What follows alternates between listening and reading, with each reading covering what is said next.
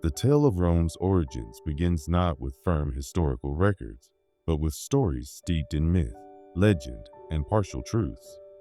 Roman lore tells of twin brothers, Romulus and Remus, born to Rhea Silvia, a Vestal virgin, and the god of war, Mars. Fearing their potential, a spiteful ruler commanded their death by drowning in the river Tiber. Yet fate, or perhaps the river itself, spared them, carrying them safely along its current until they landed at a site destined to become Rome. There, a she-wolf came upon the helpless infants, nursing them until a shepherd named Faustulus discovered and raised them as his own sons. As they matured into capable young men, Romulus and Remus learned of their royal bloodline. Determined to forge a new city on the very ground where they'd been rescued, the two brothers set out to build a settlement. But conflict arose between them, a dispute that ended in tragedy when Romulus killed Remus. Thus, Romulus alone became the founder of the new city. Standing atop what would be known as the Palatine Hill, he carved out the city's borders with a plow in the year we now identify as 753 BCE, a date that Romans would later use as the anchor for their historical timeline. Initially, Rome was nothing more than a modest grouping of thatched huts overlooking the Tiber, surrounded by the mightier Etruscan cities in the north and the flourishing Greek colonies in the south. To grow his fragile new community, Romulus offered sanctuary to fugitives, exiles, and wanderers from neighboring lands. This influx, however, created a problem: a lack of women. Romulus's solution was both legendary and controversial. During a festival, he welcomed the nearby Sabines and then abducted their daughters to provide wives for Roman men. This event, known as the Rape of the Sabine Women, would go down in Roman lore. Following Romulus's reign, Rome was governed by a line of kings for roughly 250 years, 7 monarchs in all, each playing a pivotal role in transforming the city from a rustic village into a local power. Romulus was succeeded by Numa Pompilius, a ruler celebrated for his wisdom and devoutness. He laid the foundation for Rome's religious structure, instituting many rituals and offices, including the role of Pontifex Maximus, the chief priest. He also commissioned the Temple of Janus, whose doors would remain shut only during peace, something rarely seen in Roman history. The third monarch, Tullus Hostilius, was more inclined toward conquest. He expanded Roman territory through warfare, notably defeating the nearby city of Alba Longa. After the victory, he assimilated its people into Roman society, a method of expansion that would become a Roman hallmark. A famous duel from this era, between the Horatii for Rome and the Curiatii for Alba Longa, symbolized the resolution of intercity conflict without full-scale war. The fourth king, Ancus Marcius, advanced Rome's infrastructure. He built the first bridge across the Tiber and founded the port city of Ostia at the river's mouth, linking Rome to maritime trade networks. His reign also saw the city expand to include the Janiculum Hill, fortifying its defenses. Under the fifth king, Tarquinius Priscus, Rome's cultural identity was significantly shaped by Etruscan influence. He initiated grand construction projects like the Temple of Jupiter atop the Capitoline Hill and the Circus Maximus, which hosted chariot races. He also began the Cloaca Maxima, an enormous drainage effort that converted the marshy valley between Rome's hills into the area that would become the Roman Forum. Rome's sixth king, Servius Tullius, brought about major political reforms. He drafted the city's first formal constitution, organizing citizens by wealth and military eligibility into what became known as the Centuriate Assembly. This classification system would play a central role in Rome's political and military affairs for generations. He also built the city's first encompassing defensive wall, which protected the now famous 7 hills: the Palatine, Aventine, Capitoline, Quirinal, Viminal, Esquiline, and Celian. The final monarch, Tarquinius Superbus, often referred to as Tarquin the Proud, governed with tyranny. Though his reign saw the completion of major projects like the Temple of Jupiter, His despotic behavior alienated Rome's aristocracy. The tipping point came when his son, Sextus Tarquinius, assaulted a noblewoman named Lucretia. Her subsequent suicide sparked public outrage and a revolutionary uprising led by Lucius Junius Brutus and Lucretia's husband, Collatinus. In 509 BCE, the monarchy was abolished, Tarquin and his kin were exiled, and the Roman Republic was born. This new government was structured to ensure that no single person could ever monopolize power again, an idea that would not only shape Roman history, but echo through future political systems for thousands of years. When we examine Rome's early era, we can trace the roots of its enduring spirit. From its inception, Rome demonstrated a remarkable ability to adapt, absorbing elements from both the Etruscans and Greeks while crafting a unique identity. The city laid early foundations in military rigor, civic engineering, and legal systems, pillars that would support a vast empire. From a scattering of huts beside the Tiber, Rome gradually expanded across its 7 hills, stitching the settlements together with paths that evolved into the city's famed roads. By the time the monarchy ended, Rome's population may have reached 35,000, making it one of central Italy's largest urban centers, though still humble in comparison to its future. Society in early Rome revolved around the family unit. The paterfamilias, or male head of the household, held near absolute power over all dependents. Religion was central to Roman life, with citizens believing that strict adherence to rituals maintained the Pax Deorum, the peace between gods and mortals, deemed essential for prosperity. As you drift into sleep, picture these early Romans, farmers, soldiers, priests, and artisans, laying the first stones of what would become the eternal city. From a humble origin on the banks of the Tiber, Rome would rise to span 3 continents, forging an empire unparalleled in scope and influence. But that chapter lay in the future. For now, with the monarchy dissolved, Rome stood on the brink of its republican dawn, ready to begin the journey that would etch its name into history forever. When Rome's monarchy fell and the royal family was sent into exile, the people stood on the threshold of a transformative era. The kings who had once steered Rome's early rise were replaced by a daring new model of governance, one that would steer the Roman world for the next 500 years. This freshly minted republic was deliberately constructed to avoid the accumulation of power in a single figure, a reaction to the oppressive rule of Tarquinius Superbus. In place of the king, 2 consuls were elected annually. Each held the authority to override the other, creating a system in which no one man could dominate the state. Behind the consuls stood the Senate, a gathering of elder statesmen from noble lineages. Though their rulings lacked legal force, their influence on policy was immense. From the outset, the republic encountered peril. The banished monarch sought out support from nearby city-states. Among these was the formidable Etruscan ruler Lars Porsena, who laid siege to the city. In one of Rome's earliest tales of heroism, Horatius Cocles is said to have defended a bridge alone against the enemy while fellow Romans demolished it behind him, saving Rome from being overtaken. Inside the city, Rome faced equally daunting challenges. The Republic was initially under the firm grip of the patricians, elite families who controlled civic and religious offices. The bulk of the populace, known as plebeians, were excluded from power and often indebted to the aristocracy. This class divide became the central tension in Roman political life. A major turning point came when plebeian soldiers, Rome's military backbone, abandoned the city and camped on the Sacred Mount. This, the world's first recorded general strike, pressured the patricians into creating the office of tribune of the plebs. These officials could block any law that harmed plebeian interests and were deemed inviolable.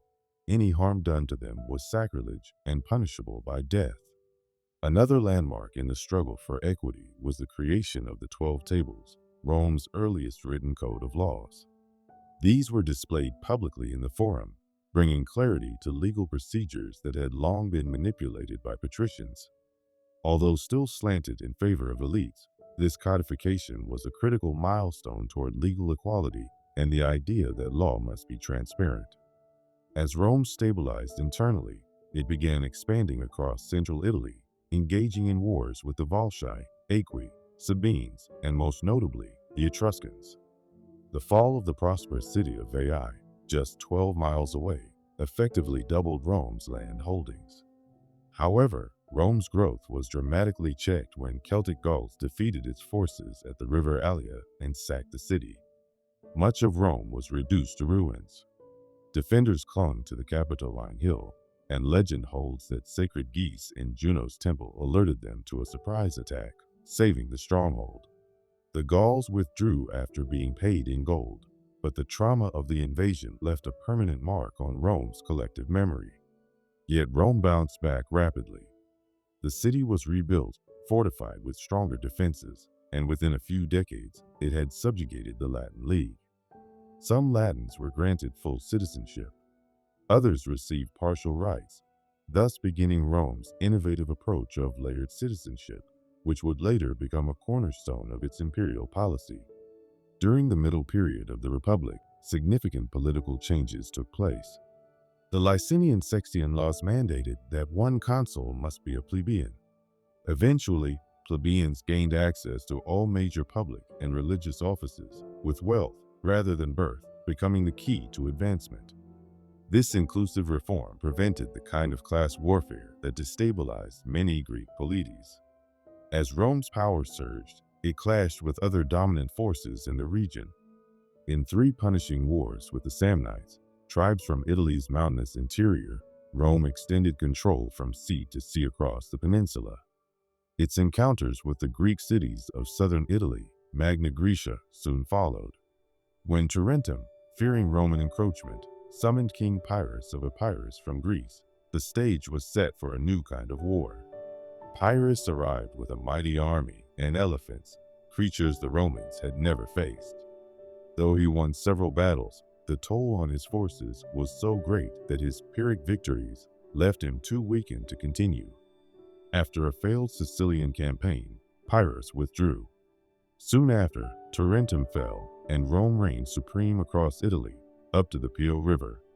Rome governed its new Italian federation with exceptional acumen, while maintaining strict control over foreign affairs and military policy. It allowed allies self-rule.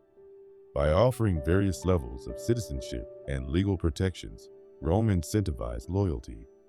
Colonies dotted across Italy served dual roles as veteran settlements and strategic garrisons. This alliance system gave Rome access to manpower far superior to that of any rival, a decisive edge in future wars. A united Italy marked a revolution in ancient statecraft, a large-scale republic with centralized command yet local flexibility. Rome's gaze then shifted to Sicily. There, Carthage, a seafaring empire based in North Africa, controlled the island's western half. When Italian mercenaries, known as the Mamertines, requested Roman aid against both Syracuse and Carthage, Rome faced a pivotal decision. Aiding them meant war with Carthage, a naval juggernaut with centuries of experience. Rome chose war, triggering the First Punic War. Lacking a navy, Romans copied a captured Carthaginian ship to build their fleet. They added the corvus, a boarding bridge, allowing Roman infantry to fight at sea as if on land. Despite immense losses to storms and battle, Roman grit prevailed. Carthage relinquished Sicily and paid a heavy indemnity. The Second Punic War brought Rome to the edge of annihilation. Carthaginian General Hannibal Barca led a daring march from Spain over the Alps with elephants. He crushed Roman armies at Trebia, Lake Trasimene, and Cannae, the last a massacre claiming nearly 50,000 Roman lives. Yet Rome did not yield. While Hannibal roamed Italy gaining allies, Rome raised new legions. Fabius Maximus adopted cautious, delaying tactics. Meanwhile, young General Scipio attacked Carthaginian holdings in Spain and then Africa. Hannibal was recalled home, and at the Battle of Zama, Scipio, now Africanist, defeated him. Carthage surrendered its fleet, overseas empire, and autonomy. With the West secured, Rome turned east to the Hellenistic kingdoms born from Alexander's conquests. It defeated Macedon's Philip V and the Seleucid king Antiochus III at Thermopylae and Magnesia. Macedonia was split into Roman-controlled republics, and Greece itself came under direct Roman rule. In the same year, the Third Punic War culminated in Carthage's total destruction. These victories brought dramatic changes. Enormous wealth poured into Italy. The spoils enriched aristocrats and the state, while captured slaves transformed agriculture, replacing small farms with vast estates. Displaced rural people crowded into Rome, straining infrastructure and stirring unrest. Rome's republican system, crafted for a city-state, was ill-suited to managing a global empire. Provincial governors often abused their powers, and victorious generals commanded armies more loyal to them than to the Senate. Traditional Roman values, simplicity, service, discipline, known collectively as mos maiorum, began to erode in the face of ambition and excess. This erosion led to a volatile final century. Tiberius Gracchus, a tribune, proposed land redistribution to help the rural poor. The Senate reacted violently. He was murdered, the first political killing in Rome in centuries. His brother Gaius Gracchus later met the same fate after pushing for broader reforms, including cheap grain for citizens. Their deaths ushered in an era where violence became a tool of politics. Generals like Marius and Sulla took center stage, wielding military power for political gain. Sulla, after marching his army on Rome, a shocking first, seized power, declared himself dictator, and launched bloody purges through proscriptions, lists of enemies to be killed and their assets seized. Though he later stepped down, the precedent was catastrophic. Soon, three major figures, Pompey, Crassus, and Julius Caesar, formed the unofficial First Triumvirate to dominate Rome. Caesar, granted command in Gaul, conquered modern-day France, and even invaded Britain, winning immense fame, riches, and a loyal army. When the alliance collapsed, the Senate sided with Pompey and ordered Caesar to surrender command. Instead, he crossed the Rubicon River, declaring Alia iacta est. The die is cast, sparking civil war. Caesar triumphed, took control of Rome, and began sweeping reforms, including a new calendar. His growing honors and lifetime dictatorship alarmed defenders of the Republic. On the Ides of March, a group led by Brutus and Cassius assassinated him in the Senate. But this did not save the Republic. It ignited further war. Caesar's heir Octavian allied with Mark Antony and Lepidus in the Second Triumvirate to avenge his murder. They defeated Brutus and Cassius at Philippi and divided Rome's lands among themselves. But Octavian and Antony clashed, especially after Antony aligned with Cleopatra of Egypt. The decisive battle came at Actium. Octavian's fleet, commanded by Agrippa, crushed Antony and Cleopatra's forces. The defeated couple fled to Egypt and died by suicide. Octavian emerged as sole ruler. Learning from Caesar's fall, Octavian retained republican titles and called himself princeps, first citizen, rather than king. In 27 BCE, the Senate granted him the title Augustus, marking the fall of the Republic and the dawn of the Roman Empire. Though the Republic had failed to prevent civil war and dictatorship, it had overseen Rome's transformation from a single Italian city into the ruler of the Mediterranean. Its ideals of civic responsibility, liberty, and constitutional governance would echo for thousands of years. And as Augustus stood before the Senate, he held in his hands not just power, but the legacy of a republic that had reshaped the ancient world. In what we now refer to as January of 27 BCE, Rome stood on the brink of transformation. The Republic, which had governed for over 500 years, had collapsed after a prolonged period of civil unrest. Instead of overtly declaring himself a monarch, Octavian enacted a strategic political maneuver. He publicly declared that authority was being returned to the Senate and the Roman populace, giving the impression that he was stepping down from his exceptional powers. In return, the Senate, dominated by his loyalists, bestowed upon him the honorific Augustus, a term suggesting divine reverence and sanctity. In addition, he was granted a carefully curated collection of powers, supreme command over key territories housing Roman legions, the authority of a tribune, which included the right to veto, and an assortment of other privileges. This event marked the inception of what modern historians term the Principate, a system in which Augustus appeared as the first citizen instead of a sovereign, sustaining the illusion of a republic while wielding unparalleled authority. Augustus governed for 41 years, establishing political and administrative templates that would define imperial Rome for generations. He downsized the army from 60 to 28 legions, granting land to retired soldiers across Italy and the provinces. His reforms touched the tax system, launched a state-run postal network, organized fire brigades, and implemented a permanent police force in the capital. His ambitious construction programs dramatically reshaped the city, famously claiming he inherited Rome made of brick and left it clothed in marble. On the foreign front, Augustus secured borders and expanded Roman dominance.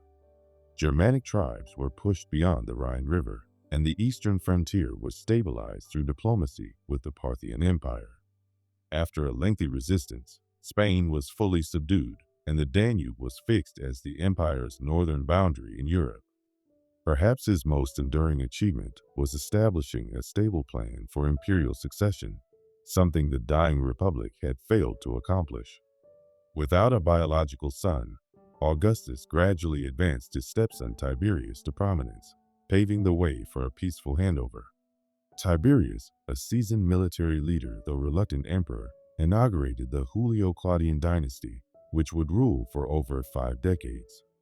His reign began positively, but took a darker turn after he isolated himself on the island of Capri, leaving governance to the ambitious Praetorian prefect Sejanus.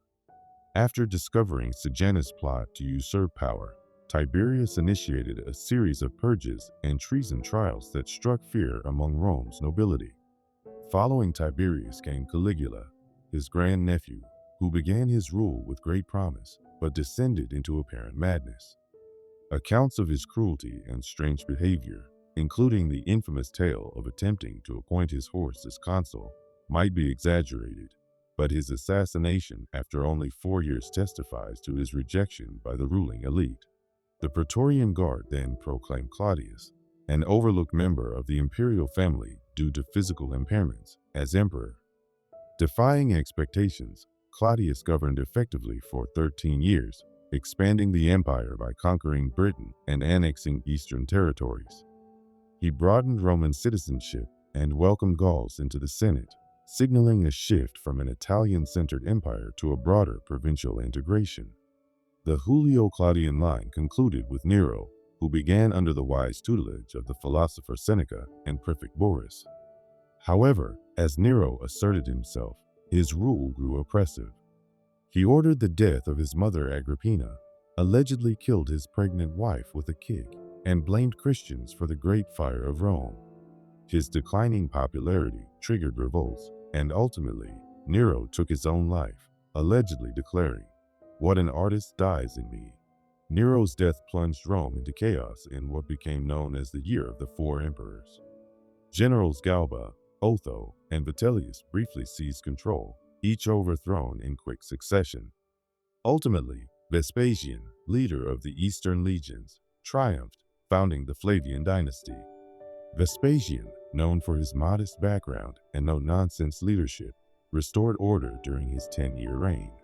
He reined in public spending after Nero's lavishness and began construction of the Flavian Amphitheater, better known as the Colosseum, on the ruins of Nero's Golden Palace, as a gift to Rome's citizens. His son Titus succeeded him just before Mount Vesuvius erupted, devastating Pompeii and Herculaneum. Titus managed the crises, including another fire in Rome, with such empathy that his early death after 2 years was deeply mourned. Domitian, Titus's brother, was the final Flavian emperor. His 15-year tenure was marked by frequent military campaigns, especially along the Danube and in Britain. Though competent, his increasingly authoritarian behavior alienated the Senate, leading to his assassination and the dynasty's end. The Senate selected Nerva, a senior statesman, as the next emperor.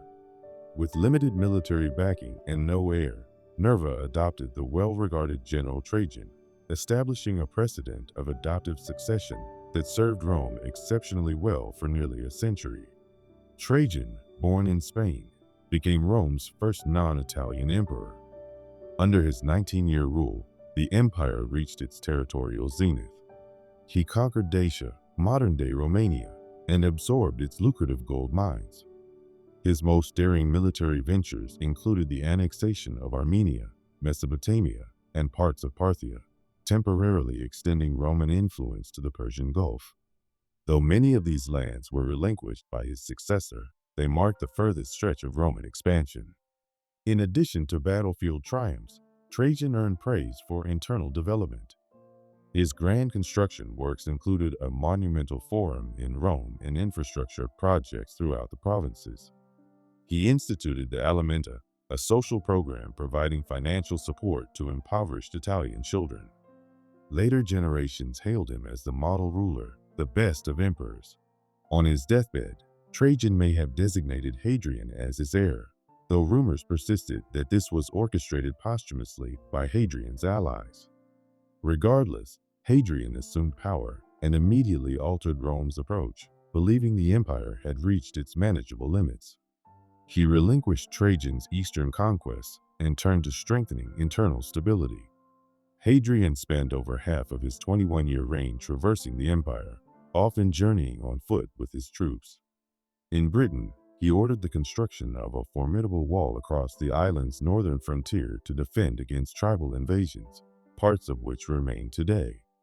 Similar reinforcements were made across other borders, marking a shift from conquest to defense.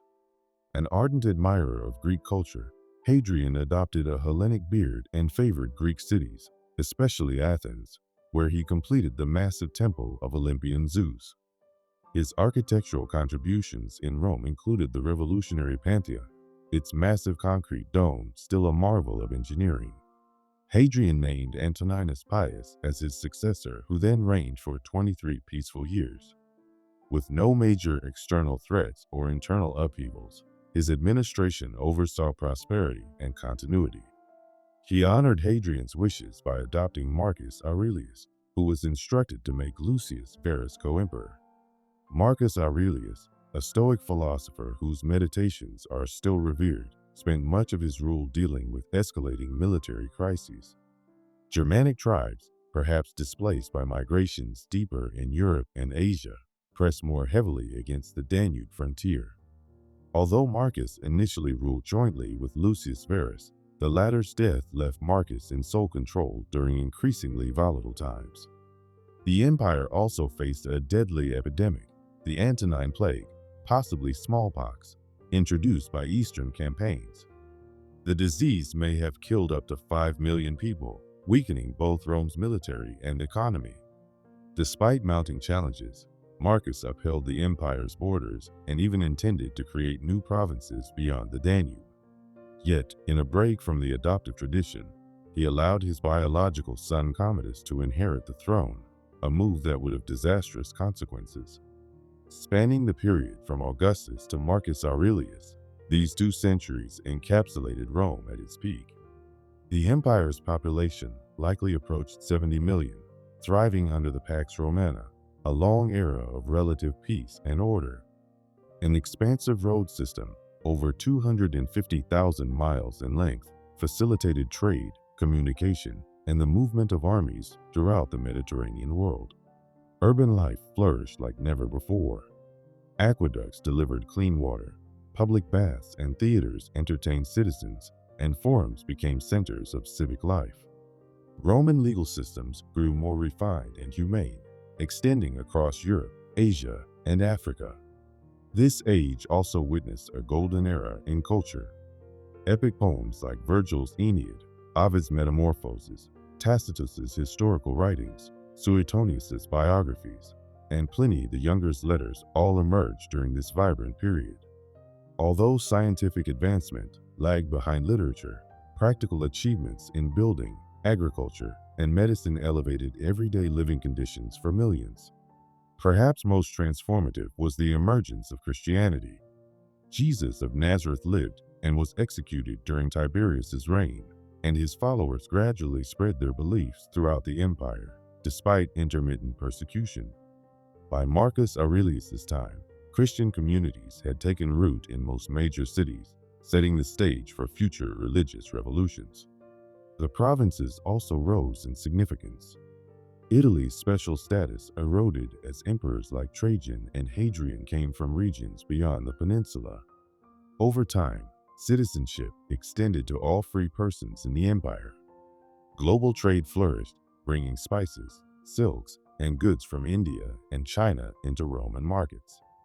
This extraordinary era of prosperity and stability stood on several pillars: Augustus's foundational political compromise, a reliable system of chosen succession, relatively secure frontiers, and an economy capable of supporting urban growth and a massive standing army of nearly 400,000. When Marcus Aurelius breathed his last along the Danube, few could have predicted the storm to come. Commodus's ascension marked the beginning of a long, painful decline. Nevertheless, the accomplishments of Rome's early empire echoed through time, establishing a legacy of governance, peace, and cultural achievement that would inspire countless civilizations long after the empire itself faded from history. As the 5th century emerged, the Roman state stood split between the two heirs of Emperor Theodosius.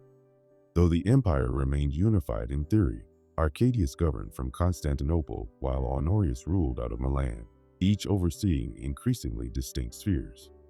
Both youthful emperors leaned heavily on influential advisors, Rufinus in the east and Stilicho in the west.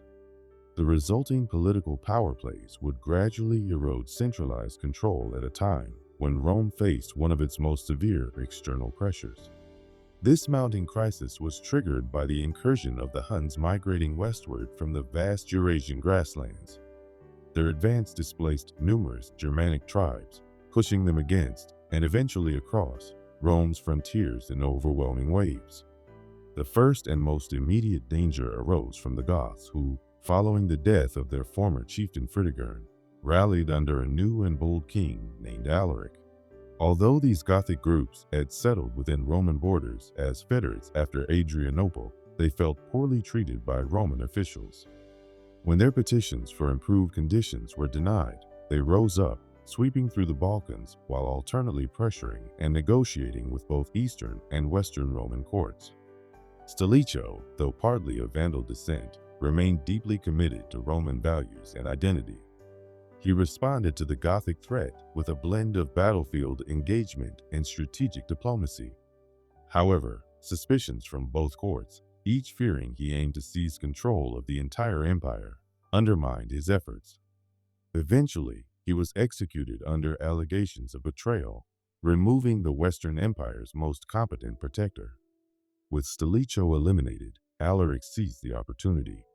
He marched on Italy and accomplished what hadn't occurred in 800 years: the plundering of Rome itself.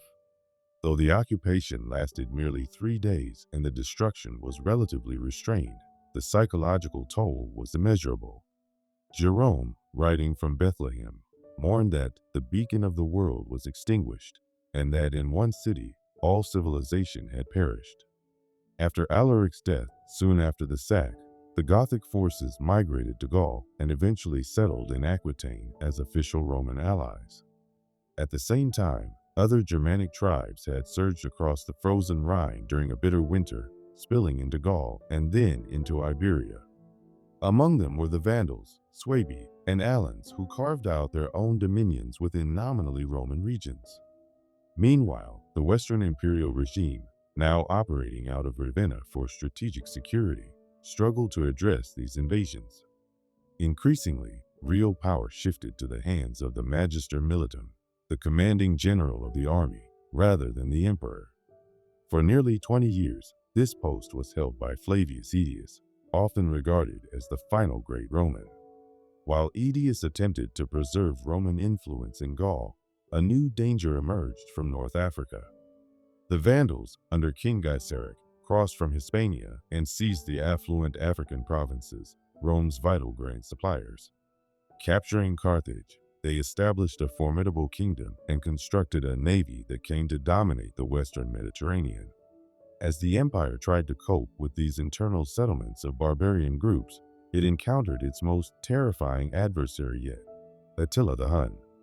Having devastated the east and humiliated Roman armies, Attila now turned his attention westward. Aetius rapidly assembled an alliance of Roman troops and Germanic auxiliaries, most notably the Visigoths, and confronted the Huns in the pivotal battle of the Catalonian plains.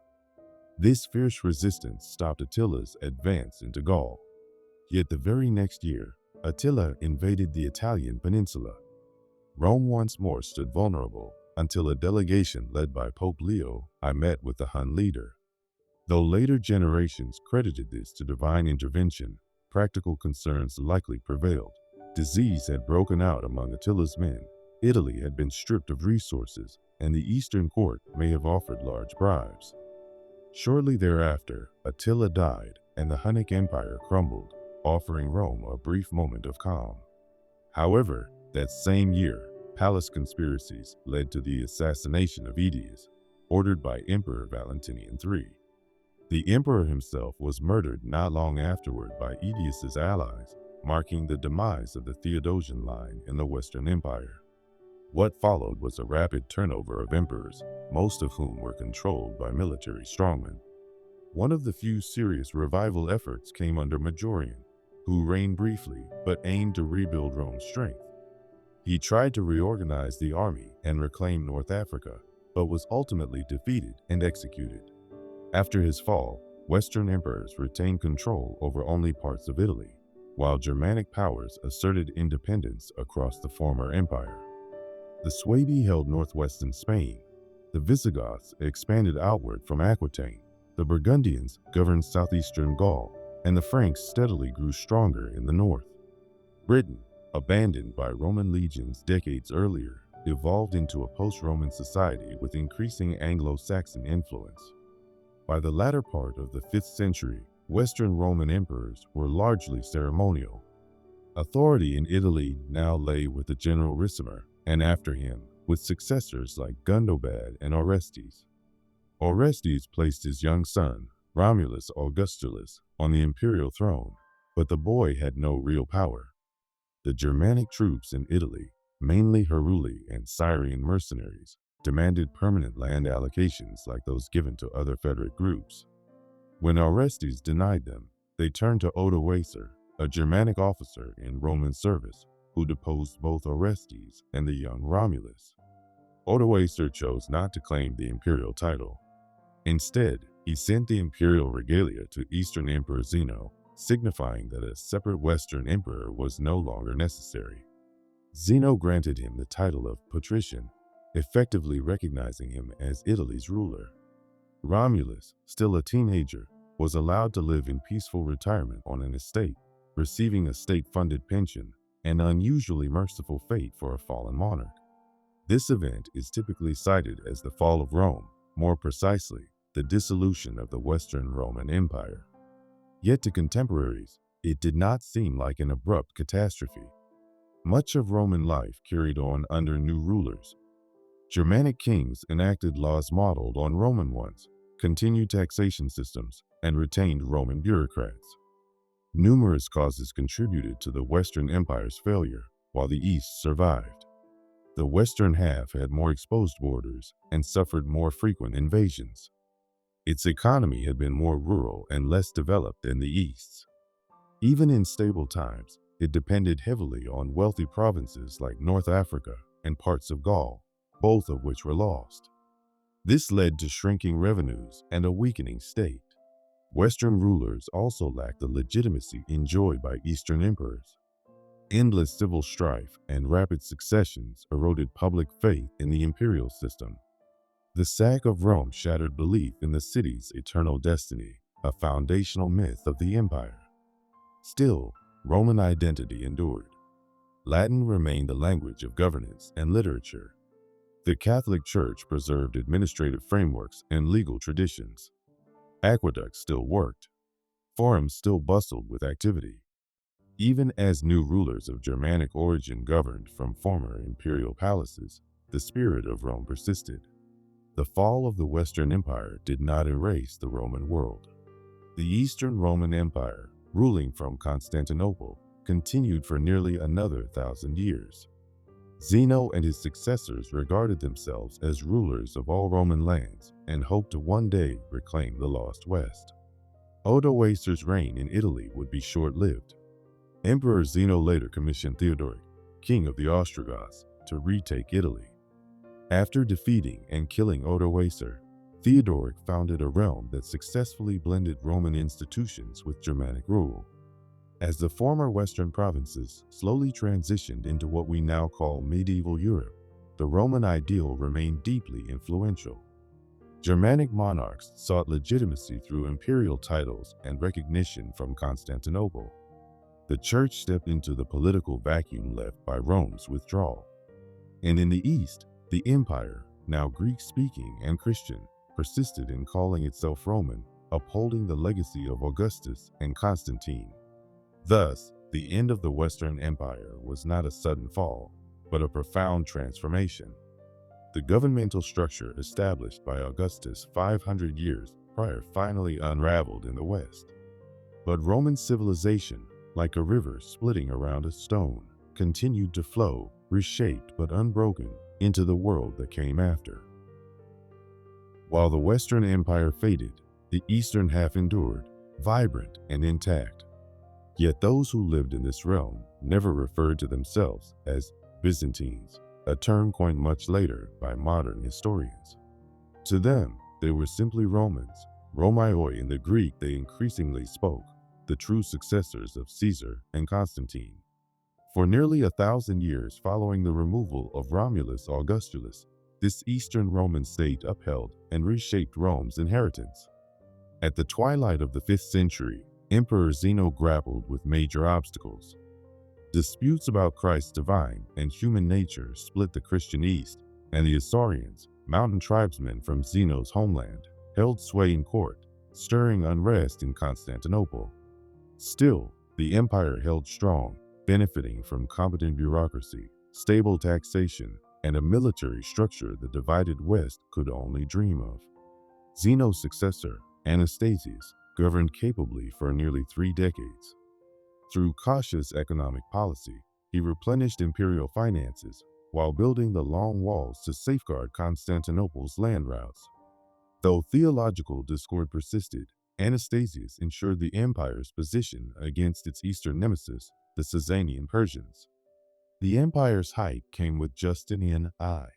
Born into Latin-speaking peasant stock in the Balkans, he married Theodora, a former stage performer whose rise shocked aristocrats, but who proved a clever and resolute empress. Justinian aimed for nothing less than the complete restoration of Rome's lost lands. He dispatched his gifted general Belisarius to reclaim North Africa from the Vandals. This mission was swift and successful, returning fertile grain lands to imperial rule. Buoyed by this triumph, Justinian turned to Italy, then under Ostrogothic rule. But this reconquest proved grueling. What began as a swift operation became a 2-decade war that devastated Italy. Though the imperial army eventually took Ravenna and crushed Gothic resistance, the campaign left Italy economically shattered. Some Spanish regions were also recovered, but Justinian's vision of restoring the full empire remained incomplete. These military ventures overstretched imperial resources, already burdened by Persian wars. Matters worsened when bubonic plague ravaged Constantinople, killing up to 40% of its population and spreading across the Mediterranean. The resulting demographic collapse slashed tax income and recruitment, creating lasting economic strain. Nonetheless, Justinian's reign saw enduring accomplishments. The Grand Hagia Sophia, with its groundbreaking 108-foot dome, stands as a masterpiece of architecture. Even more lasting was the Corpus Juris Civilis, a thorough codification and modernization of Roman law that preserved legal traditions for generations. This body of civil law would later influence European legal systems, becoming one of Rome's greatest intellectual legacies. After Justinian's death, the empire struggled. His heir Justin II lost most of Italy to the invading Lombards, while Persian conflicts bled the treasury. Subsequent rulers like Tiberius II and Maurice maintained the empire's borders, but faced ongoing financial pressures. Maurice's unpopular military reforms sparked a coup. The usurper focused seized power, executing him. The 7th century brought unprecedented threats. Under Shah Khosrow II, Persia launched massive invasions, capturing Syria, Palestine, Egypt, and much of Asia Minor. Jerusalem fell, and the true cross, Christianity's holiest relic, was carried off in triumph. Persian forces even reached the Bosporus, right across from Constantinople. At this dire hour, Heraclius arose, one of the Eastern Empire's greatest rulers. He overthrew Phocas and personally led the imperial counteroffensive. Through daring campaigns deep in Persian territory, he reclaimed all lost provinces and retrieved the true cross. It seemed Rome's eastern flank was safe again. But a new force was rising, Islam. From the Arabian Peninsula, inspired by the teachings of Prophet Muhammad, Arab armies exploded into former Roman and Persian territories. The exhausted Sasanian Empire fell completely. Rome's armies, too, suffered disastrous defeats, including the catastrophic Battle of Yarmouk. Within 10 years, Syria, Palestine, and Egypt, Roman for over 600 years, were under Muslim control. This staggering territorial loss reshaped the empire. Now smaller, the empire centered on Constantinople, Western Asia Minor, and parts of the Balkans. Greek firmly replaced Latin in administration, and the state became overtly Christian in identity. Modern scholars often view this transformation as the end of the Roman and the start of the Byzantine Empire, though contemporaries saw no such break. Despite shrinking borders, the empire adjusted and endured. The theme system, which turned provinces into self-defending military zones worked by farmer soldiers, helped counter constant Arab incursions. Greek fire, an incendiary substance that burned even on water, gave naval forces an edge in defending the capital. Arab armies laid siege to Constantinople twice. Both times, its massive fortifications held, preventing Islamic conquest and preserving a Christian stronghold in the east, a pivotal turning point for Europe. During the 8th and early 9th centuries, the empire was racked by iconoclasm.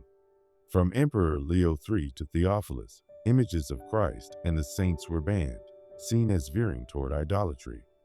This stirred deep divisions internally and with the Latin West, which retained sacred imagery. Eventually, the restoration of icons reconciled factions and initiated a cultural revival. Under the Macedonian dynasty, starting with Basil I, the empire prospered. Agriculture improved, cities grew, and military successes returned. Commanders like Nikephoros Phocas and John Tzimiskes reclaimed lands in Syria. Basil II, famed as the Bulgar Slayer, crushed resistance in the Balkans, bringing the region under imperial rule. This Greek-speaking Roman state was the most powerful and sophisticated society in Christendom. Constantinople, home to perhaps 500,000 people, eclipsed Western cities in size and splendor. Its markets traded goods from China to Scandinavia. Its churches sparkled with golden mosaics. Its scholars preserved ancient knowledge long lost in the West. Yet beneath the surface, cracks appeared. Small farmers, once the strength of the military, lost lands to wealthy aristocrats. Bureaucratic offices became hereditary, eroding meritocracy. Religious divisions with the Latin Church grew deeper, eventually leading to the Great Schism, splitting Christianity into Catholic and Orthodox branches. The turning point came at the Battle of Manzikert. There, the Seljuk Turks crushed Emperor Romanos IV and opened Anatolia, the empire's heartland, to Turkish settlement. Simultaneously, Normans seized imperial holdings in Italy, and Pecheneg raiders struck across the Danube. The empire, triumphant just decades earlier, now reeled. Seeking help, Emperor Alexios I Komnenos appealed to the West, igniting the First Crusade. Though crusaders did capture parts of the Holy Land, relations with the Byzantines soured. The low point came during the Fourth Crusade, when crusaders turned on Constantinople itself. In 1204, they sacked the city, establishing a short-lived Latin empire. Though the Byzantines reclaimed the capital under Michael VIII Palaiologos, the revived state was a hollow remnant. Italian merchants dominated trade. Serbian and Bulgarian kingdoms carved up Balkan territories. Most crucially, Turkish warlords controlled Anatolia, and one of them, the Ottomans, emerged as the supreme danger. The Ottomans moved into Europe, slowly surrounding Constantinople. Plea after plea for Western aid produced little. When the final siege began in April 1453, Emperor Constantine I faced Sultan Mehmed II's vast army with only a few thousand men. For 7 weeks, the ancient walls held under relentless cannon bombardment. On May 29th, the Ottomans broke through. Constantine reportedly cast aside his imperial garments and died fighting among his soldiers. That same day, Mehmed entered Hagia Sophia, now a mosque. With that, the Roman Empire, born with Augustus nearly 1,500 years before, came to an end. Yet Rome's spirit lived on. Ottoman sultans adopted the title of Caesar, ruling lands once held by Byzantium. Moscow proclaimed itself the Third Rome, defending Orthodox traditions. Renaissance Italy rediscovered ancient texts safeguarded by fleeing Byzantine scholars. Most importantly, Byzantium had been the vital bridge between antiquity and the medieval world. It kept Roman law, Greek philosophy, and early Christian thought alive when they might have vanished. Its diplomacy, statecraft, and economy served as models far and wide. The story that began with Romulus on the Palatine Hill concluded in Constantinople. But Rome didn't fall, it evolved. And as you drift to sleep, consider how Roman civilization still echoes in our laws, our languages, our buildings, and our very way of thinking. The last emperor may have died in battle, but Rome, in countless ways, never truly died.